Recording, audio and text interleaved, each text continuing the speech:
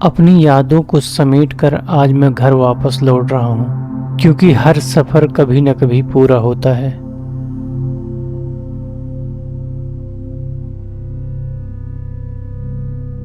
Heaven is myth but Nepal is real.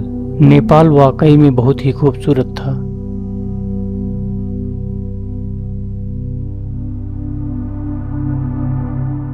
अभी रास्ते बाकी हैं, लेकिन नेपाल हमेशा के लिए याद रहेगा।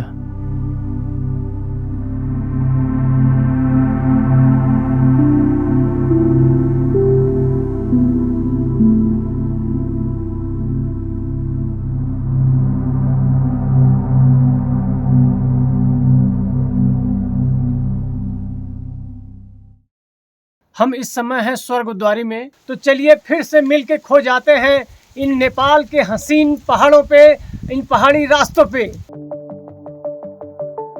स्वर्गद्वारी में शिव के दर्शन करने के बाद हम अपने घर की तरफ वापस निकल लिए। यहाँ से हमारे घर की दूरी 300 किलोमीटर और बढ़नी बॉर्डर 150 किलोमीटर है। पहाड़ों के इन नज़ारों को देखते हुए हम आगे बढ़ने लगे। पहाड़ी लोग यार बहुत मेहनती होते हैं। छोटे छोटे काम के लिए वो पहाड़ से नीचे उतर के आते हैं और काम करके फिर से पहाड़ के ऊपर चढ़ जाते हैं। पैदल बहुत चलते हैं, इसीलिए तो इतने फिट रहते हैं। शाम को 8 बजे से पहले हमें बढ़नी बॉर्डर क्रॉस करना था, क्योंकि 8 बजे के बाद बॉर्डर बंद हो जाता है।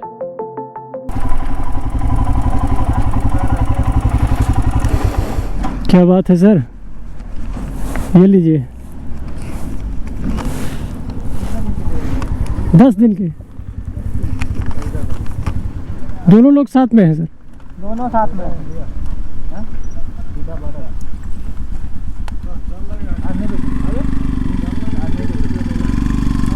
इसमें लास्ट डेट कब की लिखी सर, बता दीजिए।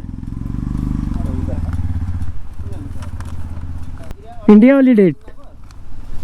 नहीं, नेपाल का डेट है ना इसमें। हाँ, तो मतलब कब पूरी होगी? आज कितनी तारीख है? आज नेपाल का 12 है। आज नेपाल का 12 है। 13-14 2 दिन है। 2 दिन है अभी। आप ओके, घूम सकते हैं। Thank you. कल परसों लोग घूम सकते हैं ना। जगह जगह छोटे छोटे जगहों पे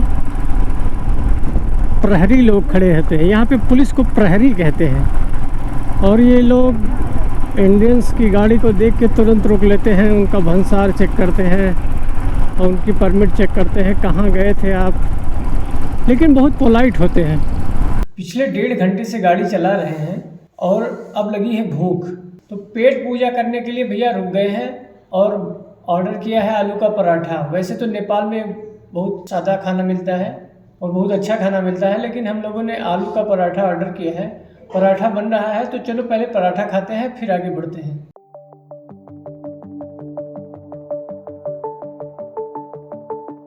नेपाल का खाना खाते खाते अब हमें इंडिया के खाने की याद आ रही थी।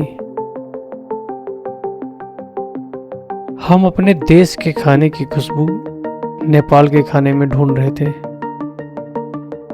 भैया नई घाटी में और नए नज़ारे के साथ बढ़ रहे हैं बढ़नी बॉर्डर की तरफ। क्या बात है, क्या शानदार नज़ारा है यार। रोड भी एकदम ज़बरदस्त है। खोला आ गया, खोला दरभांग खोला। खोला को खोल के हम लोग आगे बढ़ रहे हैं। जय श्री राम।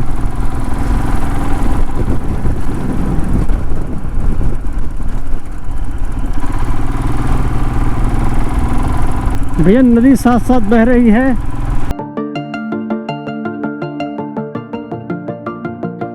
बॉर्डर पहुंचने की जल्दी तो थी, लेकिन नेपाल के इन खूबसूरत नज़ारों को हम भला मिस कैसे कर सकते थे।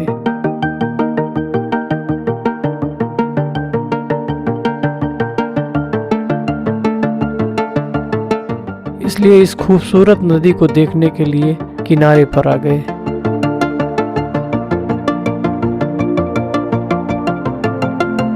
और फिर जो देखा वो किसी ना भूलने वाले सपने जैसा था। पहाड़ों से बहकर बहुत सारी नदियां तराई इलाकों में आके मिलती हैं। भैया पहाड़ों से नीचे उतर के कुछ मैदानी इलाकों में आ गए हैं और लुम्बिनी प्रदेश, राजधानी राप्ती। इसके बाद फिर से हम आगे बढ़ने लगे। छोटे छोटे पहाड़ों को देखते हुए हम जैसे जैसे आगे बढ़ रहे थे, शाम होती जा रही थी। चौड़ी सड़कें आ गई हैं, तो जितने भी गियर होते हैं गाड़ी में सारे लग रहे हैं, कोई दिक्कत नहीं। बढ़ते रहो। सड़कें बहुत ज़बरदस्त, घुमावदार।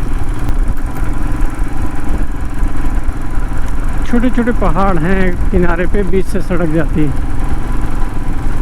ऐसे ही नज़ारा मिल रहा है लगभग 10-15 किलोमीटर से। जैसे ही निचले इलाकों में आते हैं, छोटे छोटे पुल काफ़ी संख्या में मिलने लगते हैं और पहाड़ों के किनारे किनारे रोड चलने लगती है। नेपाल के तराई इलाके में नदियों पे बड़े छोटे छोटे पुल बहुत से हैं।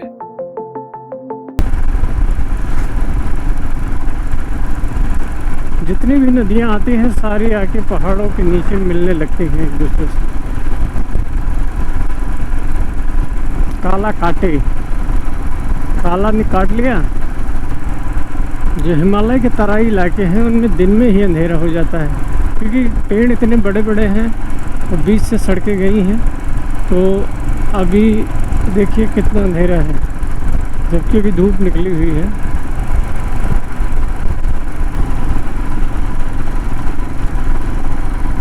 इस तरफ घना जंगल, इस तरफ गांव।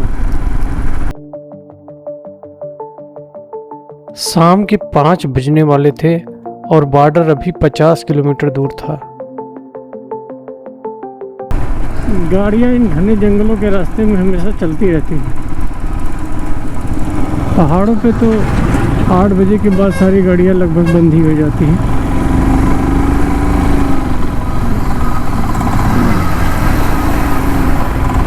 लेकिन तराई इलाकों में हमेशा गाड़ियां चलती रहती हैं। कितना डेंस फॉरेस्ट है।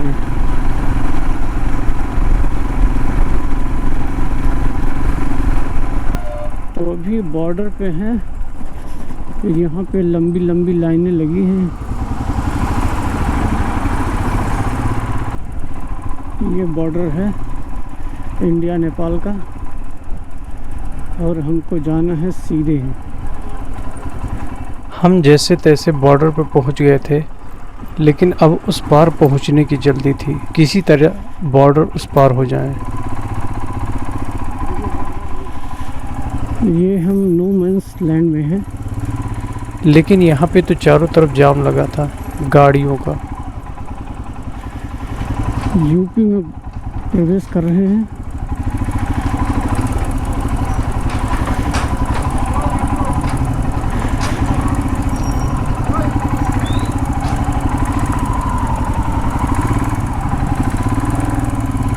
सारी गाड़ियाँ जो है सामान लेके नेपाल की तरफ जा रही हैं।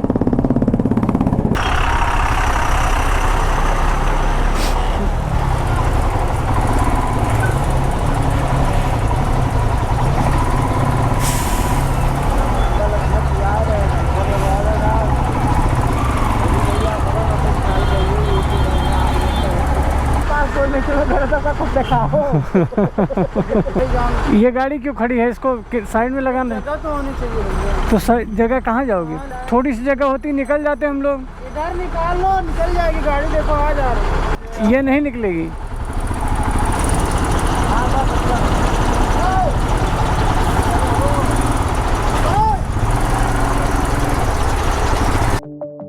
नेपाल के इस बॉर्डर को क्रॉस करने में हमें 2 घंटे लग गए। तो भैया यूपी में प्रवेश कर लिए हैं। ये बढ़नी का स्टेशन है और ये बढ़नी की मार्केट है। उस तरफ कृष्णानगर बोली जाती है, इस तरफ बढ़नी बोली जाती है।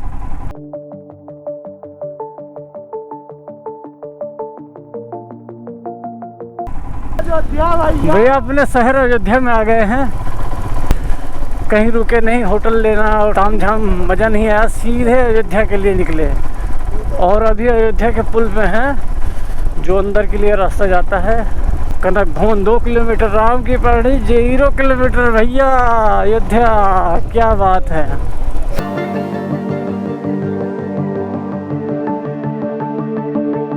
इस तरह हम नेपाल से अयोध्या तक पहुँचे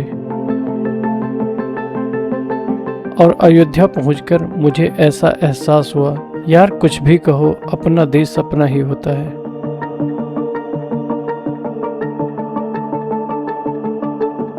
तो अभी तक जिस खाने की तलाश में हम थे वो अब यही मिलने वाला था।